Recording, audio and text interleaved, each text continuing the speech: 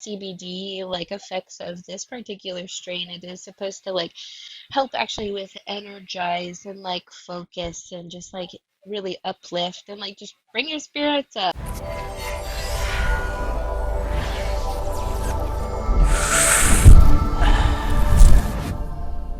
This other strain you're talking about, the Jack Jack, Herer, what is it? yes. Jack Hare.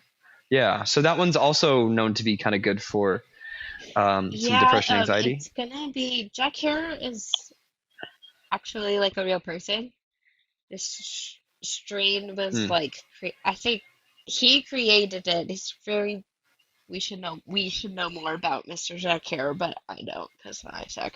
But anyway, his plant is really low in THC but higher in CBD. So you do still have like a smidgenous amount of like psychoactive, but just really hardly, Hmm. probably not at all, to be honest. Especially for like Sure. for somebody Interesting. who does consume, that's just not going to really affect you in that area. But as far as like the CBD like effects of this particular strain, it is supposed to like help actually with energize and like focus and just like really uplift and like just bring your spirits up. And for people that struggle with Yeah. depression or anxiety, that's something that's just like really, really helpful to get like a break, you know. Hell yeah. How do you spell the last name? Herer. Yeah, E-R. liver. Okay, cool. That's awesome. Yeah.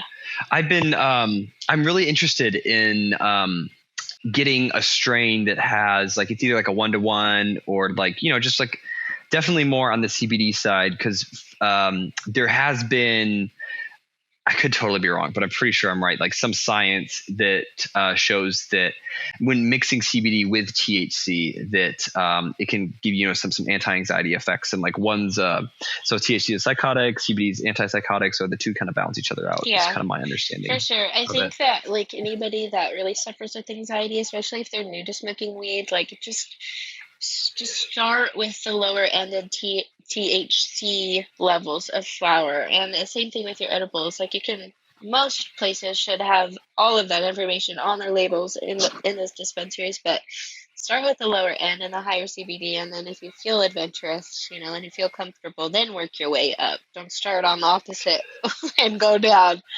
That Right? THC can definitely increase symptoms of anxiety, and you just have to be careful about that and know your strain info before you start smoking and toking and eating.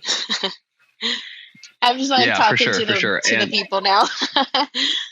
hell yeah. Well, preach, girl. Yeah.